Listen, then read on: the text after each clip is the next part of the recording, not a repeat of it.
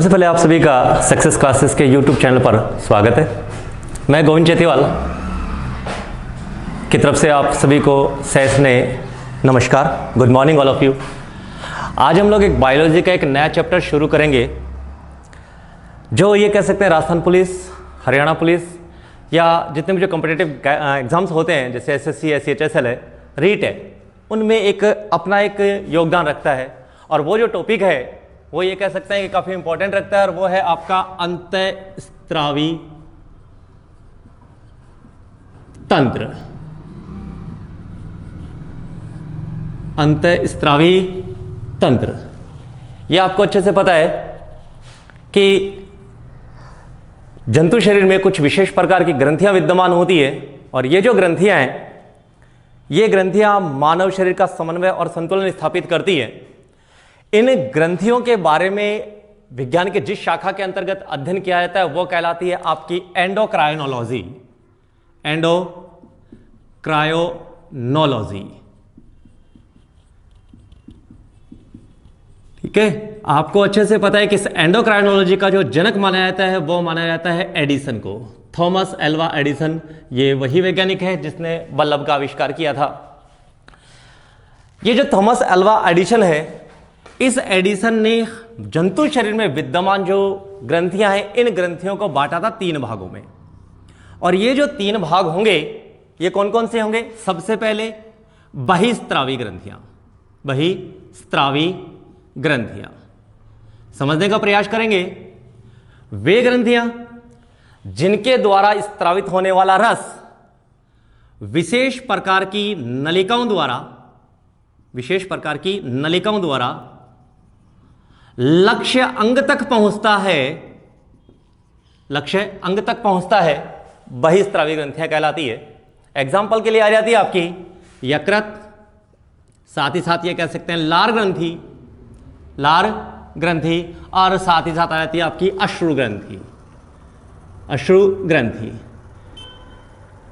ठीक है, थोड़ा सा इनके ऊपर डिस्कस कर लेते हैं हम लोग। यकृत, जिसे मानव शरीर की सबसे बड़ी ग्रंथि माना जाता है, और यह भी आपको अच्छे से पता है कि अगर हमारे शरीर में सबसे व्यस्ततम यदि कोई अंग है तो वो कौन सा आपका यकृत है।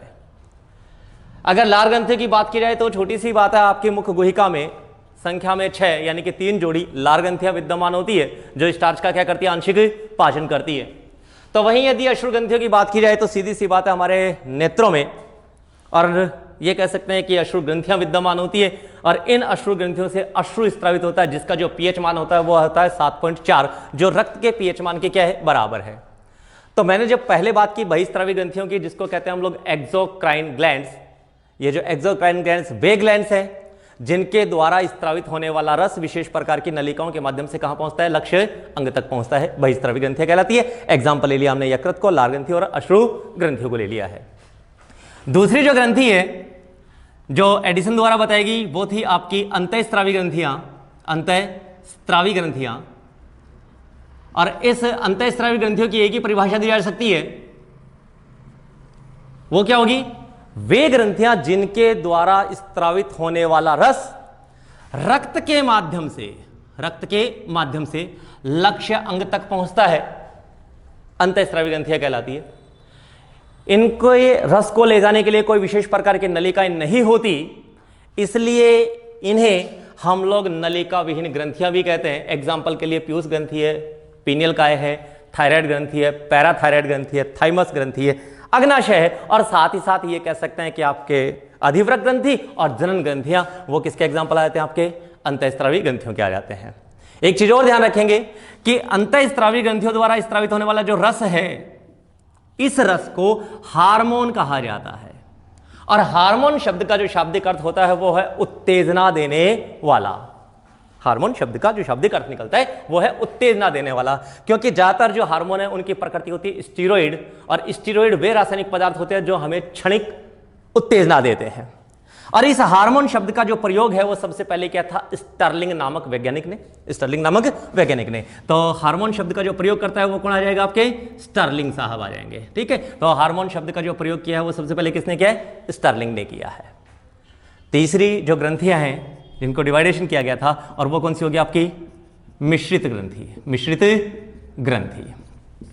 आपको अच्छे से पता है मिश्रित ग्रंथियां वे ग्रंथियां जिनका कुछ भाग बहिस्त्रावी की भांति और कुछ भाग अंतःस्त्रावी की भांति कार्य करे, उन ग्रंथियों को कहते हैं हम लोग मिश्रित ग्रंथियां। और हमारे शरीर में यानी कि मानव शरीर में एकमात्र मिश्रित ग्रंथि पाई जाती है जिसका नाम है अग्नाशय। जिसका नाम क्या होगा साहब? अग्नाशय। आपको अच्छे से पता है कि अग्नाशय से अग्नाशयी रस निकलता है जो एक विशेष प्रकार की नलिका द्वारा ग्रहणी में पहुंचता है और इसमें प्रोटीन पाचक एंजाइम विद्यमान होते हैं, जबकि इसी अग्नाशय में विशेष प्रकार की कोशिकाओं का समूह पाया जाता है और इस कोशिकाओं के समूह को कहते हैं हम लोग लैंगरहैंस द्वीप समूह। लैंगरहैंस द्वीप समूह। और इस लैंगरहैंस द्वीप समूह में 3 प्रकार की कोशिकाएं विद्यमान होंगी, अल्फा, बीटा और गामा। अल्फा द्वारा अलग हार्मोन स्रावित होगा, बीटा द्वारा इंसुलिन हार्मोन स्रावित होता है, जबकि गामा द्वारा सोमेटोस्टेनिन नामक हार्मोन क्या होता है? स्रावित होता है। तो वहां वो हार्मोन है। तो छोटी सी बात है, जो अग्नाशय है वो एक प्रकार की कौन सी ग्रंथि है? मिश्रित ग्रंथि है। अब देखो, आपको अच्छे से पता है कि अगर हम लोग अपने पुराने जो एग्जाम्स हैं या जो कंपटीशन हुए हैं उनको अगर उठा करके देखें तो इनके ऊपर जो क्वेश्चन पुटअप होते हैं वो बार बार रिपीट होते हैं और उन्हीं के ऊपर मैं थोड़ी सी चर्चा कर लेता हूं। यह आपको अच्छे से पता है कि पीयूष ग्रंथि जिसे मास्टर ग्रंथि कहा जाता है, पीयूष ग्रंथि जिसे मास्टर ग्रंथि कहा जाता है, लेकिन इस पीयूष ग्रंथि के ऊपर भी हमारे मस्तिष्क का एक भाग जो इसके ऊपर नियंत्रण करता है उसे कहते हैं हाइपोथैलेमस। और हाइपोथैलेमस को इस अंतःस्रावी तंत्र का सर्वोच्च कमांडर या हेडमास्टर कहा जाता है। तो हाइपोथैलेमस जो मस्तिष्क का भाग है, हाइपोथैलेमस जो मस्तिष्क का भाग है, इसे अंतःस्रावी तंत्र का सर्वोच्च कमांडर या हेडमास्टर कहा जाता है, क्योंकि इसके द्वारा एक रस स्त्रावित होगा, एक द्रव्य स्त्रावित होता है जिसमें पीयूष ग्रंथि को नियंत्रण करने वाले कारक पाए जाते हैं जो प्रत्यक्ष या अप्रत्यक्ष रूप से पीयूष ग्रंथि द्वारा स्त्रावित होने वाले हार्मोनों को प्रभावित करते हैं। यह भी आपको अच्छे से पता है कि मस्तिष्क में हाइपोथैलेमस आ गया और इसी मस्तिष्क में हमारे शरीर की सबसे छोटी ग्रंथि पाई जाती है जिसका नाम है पीयूष ग्रंथि। पीयूष ग्रंथि जिसको हम लोग पिट्यूटरी ग्लैंड के नाम से भी जानते हैं और इसके द्वारा स्त्रावित होने वाला जो हार्मोन है वो है पिट्यूटेराइन नामक हार्मोन। ये जो ग्रंथि होती है ये द्विपालित होती है। एक पाली को कहते हैं न्यूरोहाइपोफाइसिस और दूसरी को कहेंगे एडिनोहाइपोफाइसिस। एक का नाम है न्यूरोहाइपोफाइसिस, दूसरी का नाम होगा एडिनोहाइपोफाइसिस। और इन दोनों पालियों द्वारा स्त्रावित होने वाले हार्मोन प्रत्यक्ष या अप्रत्यक्ष रूप से शरीर की अन्य ग्रंथियों के स्त्राव पर क्या करते हैं साहब? नियंत्रण करते हैं। अन्य ग्रंथियों के स्त्राव पर क्या करते हैं? नियंत्रण करते हैं।